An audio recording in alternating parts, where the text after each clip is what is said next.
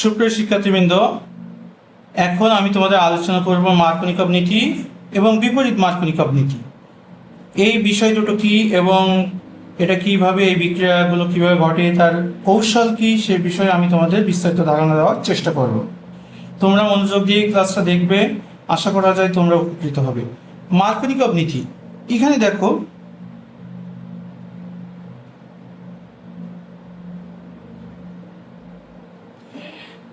এই যে যৌগটা আমি লিখলাম, এই যৌগটা কি সম্পৃক্ত না অসম্পৃক্ত? অবশ্যই অসম্পৃক্ত। কারণ কি, কার্বন কার্বন এখানে ডাবল বন্ধন একটা আছে। এবার এটা বলবো প্রতিসম না অপ্রতিসম? অবশ্যই অপ্রতিসম। কারণ কি, দেখো কার্বন কার্বন যখন যেখানে ডাবল বন্ধন আছে, তার এই যে বাম সাইডে আমার এখানে কয় কার্বন আছে? দুটো, আর এই পাশে আছে একটা। তাহলে এটা হচ্ছে অসম্পৃক্ত এবং অপ্রতিসম। এর সাথে যদি আমি অপ্রতিসম বিকারক, মনে করো হাইড্রোজেন ব্রোমাইড দিলাম। কেন হাইড্রোজেন ব্রোমাইড এখানে অপ্রতিসম হলো? দেখো যদি আমি হাইড্রোজেন লিখতাম তাহলে কি হতো, এখানে হাইড্রোজেন বন্ড হাইড্রোজেন, যদি মাঝখান দিয়ে আমি ভাঙতাম দুই পাশে হাইড্রোজেন হতো। এখানে যদি আমি হাইড্রোজেন ব্রোমাইড লিখছি, তো দেখো এ যদি আমি ভাঙি, এক সাইডে হাইড্রোজেন আর এক পাশে ব্রোমিন হচ্ছে, তাহলে মাঝখান দিয়ে ভাঙলে এক পাশে হাইড্রোজেন যাচ্ছে, এক পাশে ব্রোমিন যাচ্ছে, তাহলে কিন্তু দুই পাশে একই রকম নয়। তাহলে এইটা কিন্তু অপ্রতিসম বিকারক। এখন এই অপ্রতিসম বিকারকের সাথে এই অপ্রতিসম অসম্পৃক্ত হাইড্রোকার্বনের যৌথ বিক্রিয়ায় বা যুক্ত বিক্রিয়ায়, যেখানে এই অসম্পৃক্ত এই যে কার্বন আছে, এই কার্বন এবং এই কার্বন, এই দুই কার্বনের ভিতরে যে কার্বনে হাইড্রোজেন বেশি আছে, এই অপ্রতিসম বিকারকে এই হাইড্রোজেন অংশটা সেই কার্বনে যুক্ত হবে। এইটা হবে আমার প্রধান উৎপাদ।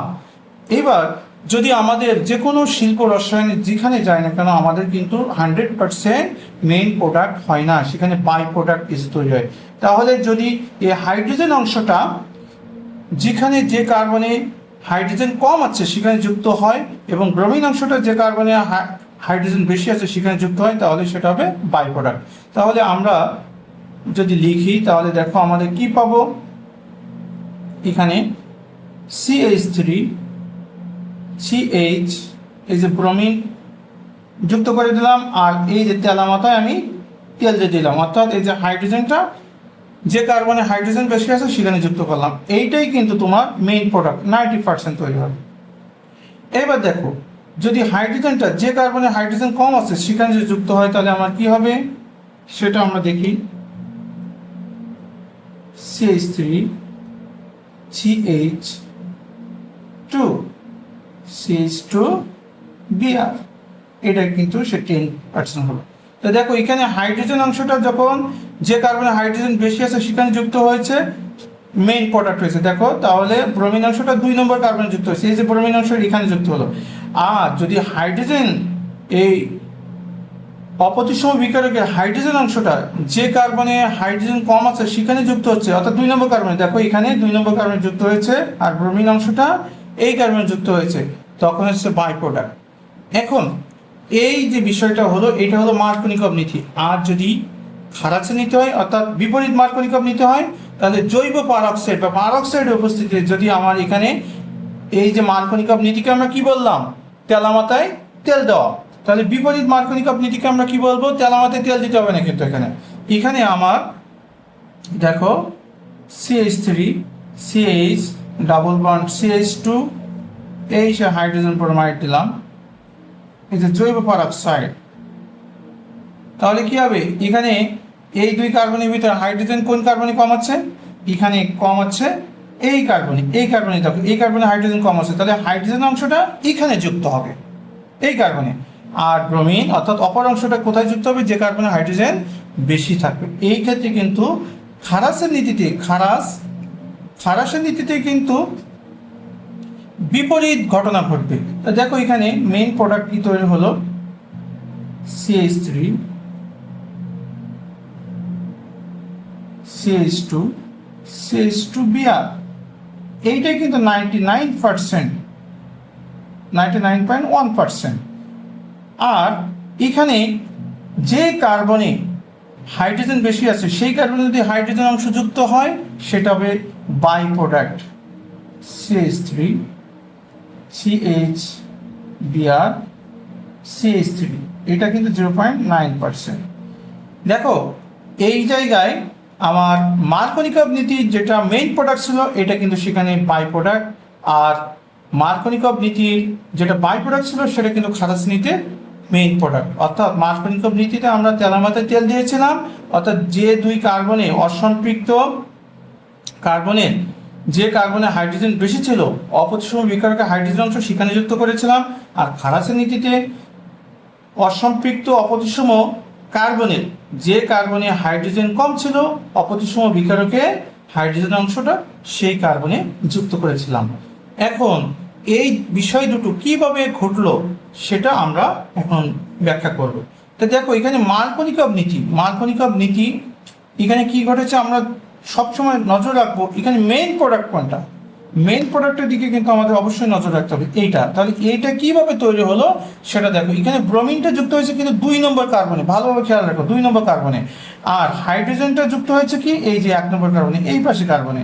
তাহলে আমরা মার্কনিকভ নীতির যখন আমরা মেকানিজম বা কৌশল দেখো তখন দেখো হাইড্রোজেন ব্রোমাইড এটা যখন আমরা ভেঙে যাবে তখন কি তৈরি হবে, এই যে hydrogen positive plus bromine negative. তো এখানে দেখো এই যে পজিটিভ মানে কি ইলেকট্রনের ঘাটতি আছে, আর নেগেটিভ মানে আছে ইলেকট্রনের বাড়তি আছে। তাই এখানে এই হাইড্রোজেন পজিটিভ অর্থাৎ প্রোটন কোথায় অ্যাটাক করবে, যেখানে ইলেকট্রন বেশি আছে সেখানে অ্যাটাক করবে। আর ব্রোমাইড নেগেটিভ এটা ব্রোমাইড আয়ন যেটা এটা কোথায় অ্যাটাক করবে, যেখানে ইলেকট্রনের ঘাটতি আছে। তা দেখো এখানে আমরা যদি লিখি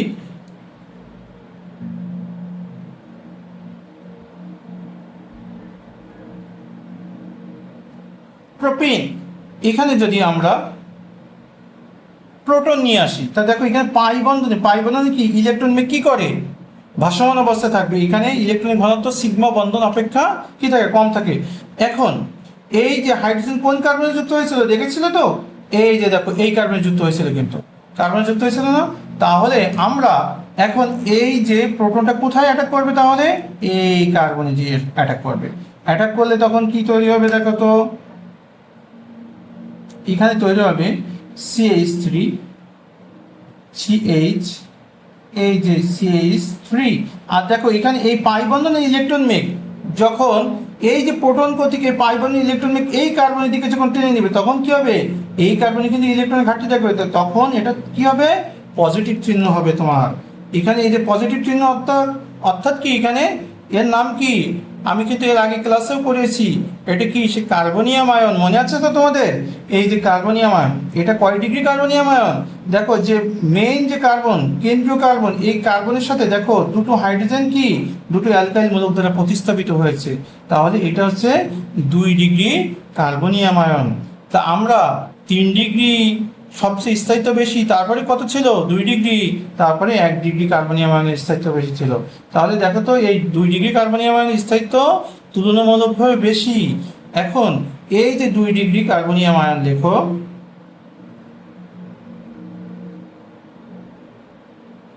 এখন এই যে কার্বনিয়াম আয়ন লিখলাম এখানে দেখো এখানে কি আছে ধনাত্মক চার্জ। আর এই যে আমরা যখন ভেঙেছিলাম এই যে অপ্রতিসম বিকারক, এই যে বিকারকটা ভেঙেছিলাম আমরা, বিকারক ভেঙে কি পেয়েছিলাম দেখো তো, এই যে ব্রোমাইড আয়ন পেয়েছিলাম। এর কি আছে ইলেকট্রন বেশি আছে, তখন এই যে ব্রোমাইড আয়নটা এখানে কি করবে, এই ইলেকট্রন বেশি আছে তাহলে এই অ্যাটাক করবে কোথায়, যেখানে যে কার্বনে ইলেকট্রন ঘাটতি আছে কোথায় আছে, এই দেখো এই 2 নম্বর কার্বনে, তখন এই এখানে এসে অ্যাটাক করবে। অ্যাটাক করলে কি করবে, এই যে দেখো তার ব্রোমাইড তার বাড়তি ইলেকট্রনটা এই কার্বনে দিবে এবং কি করবে যুক্ত হবে সেই কার্বনের সাথে, তখন CH3 এই যে CH এর সাথে ব্রোমিন যুক্ত হলো এই যে CH3।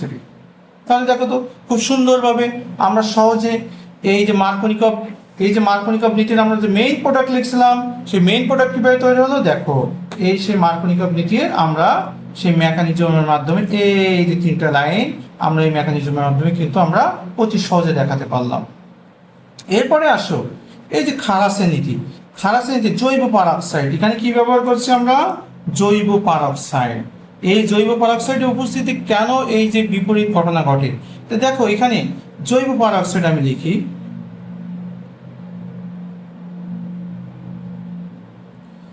এখন এখানে এই যে সিগমা বন্ধনটা যখন হলো এই সিগমা বন্ধনটা এখানে অক্সিজেনের একটি ইলেকট্রন, এই অক্সিজেনের একটি ইলেকট্রন আছে, তাহলে এখান থেকে যদি আমি মাঝখান থেকে ভেঙে দিই তাহলে কি তৈরি হবে বন্ধুরা বলো তো? আর ও এই যে ফ্রি রেডিকাল তৈরি হলো। এখানে দেখো অক্সিজেন, এই যে অক্সিজেনের মুক্ত ইলেকট্রন যুক্ত একটা মূলক তৈরি হলো, এর নাম কি? Alkoxy, alkoxy free radical. এই যে অ্যালকক্সি ফ্রি রেডিকাল তৈরি হলো। এখন দেখো এই অ্যালকক্সি ফ্রি রেডিকাল, আমার এখানে হাইড্রোজেন ব্রোমাইড ছিল না, দেখো তো এই অ্যালকক্সি ফ্রি রেডিকাল এই হাইড্রোজেন ব্রোমাইডের সাথে যুক্ত হবে। Alkoxy free radical plus hydrogen, এই হাইড্রোজেনের একটা ইলেকট্রন, ব্রোমিনের একটা ইলেকট্রন, এখানে দেখো কি হবে? এই যে ব্রোমিন অংশটা এই ফ্রি রেডিকাল সহ এর সাথে যখন যুক্ত হয়ে গেল, যুক্ত সরি এই হাইড্রোজেন অংশটা, ব্রোমিনটা এখানে দেখো এই লাইনটা বাদ দাও, alkoxy free radical bromine free radical, এই যে হাইড্রোজেন ফ্রি রেডিকাল এর সাথে যুক্ত হয়ে গেল, তাহলে কি হলো দেখো তো? এখানে তৈরি হলো অ্যালকোহল এবং কি হলো? Bromine free radical. এই ব্রোমিন ফ্রি রেডিকাল কোথায় অ্যাটাক করবে? এই যে দেখো এখানে, এখানে কিন্তু এই যে প্রোপিন, প্রোপিনে কোথায় অ্যাটাক করবে? এখানে কি আছে? ইলেকট্রন আছে। এখন দেখো খারাসের নীতিতে আমার ব্রোমিন কোথায় অ্যাটাক করছিল? দেখো এই কার্বনে কিন্তু অ্যাটাক করছিল, এই যে কার্বনে। এখন আমরা সেটা দেখাবো। ব্রোমিন ফ্রি রেডিকাল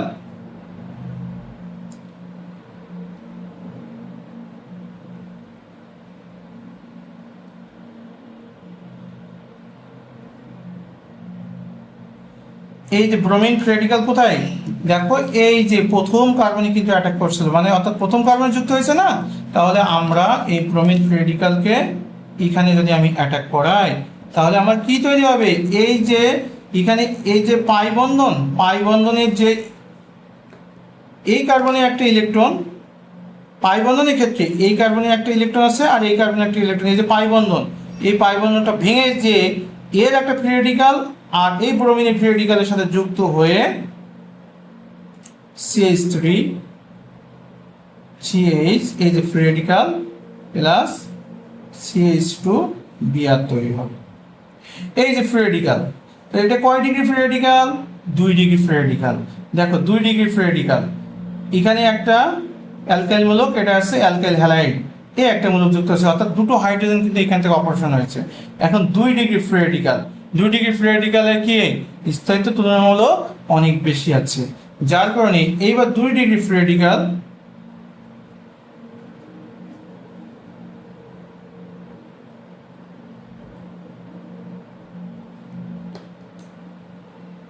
এখানে হাইড্রোজেন ব্রোমাইড, অর্থাৎ এই যে দেখো এই যে আমি কিন্তু এখানে একটা জিনিস মনে রাখো বন্ধুরা, এই জায়গায় কিন্তু ব্রোমিন ফ্রি রেডিকাল এক্সট্রা তৈরি করে নিয়েছিলাম, তাহলে বিক্রিয়া ঘটানোর জন্য। তাহলে ব্রোমিন ফ্রি রেডিকালটা কি করব? আবার তৈরি করে আমরা যে এক্সট্রা নিয়েছিলাম ওটাকে আবার ফেরত দেবো। তাহলে এই জায়গায় এসে যে হাইড্রোজেন ব্রোমাইড যখন যুক্ত হবে, এই যে হাইড্রোজেন অংশটা কোথায় যুক্ত হবে? এখানে এসে অ্যাটাক করবে। অ্যাটাক করলে কি হবে দেখো তো? CH3 CH2 CH2 Br, আর এই দেখো এই যে ব্রোমিন, এই ব্রোমিন ফ্রি রেডিকাল থেকে গেল। অর্থাৎ খারাসের নীতি অনুসারে এই মেকানিজম দেখো আমরা এই যে 4টা লাইনে আমরা শেষ করতে পারলাম।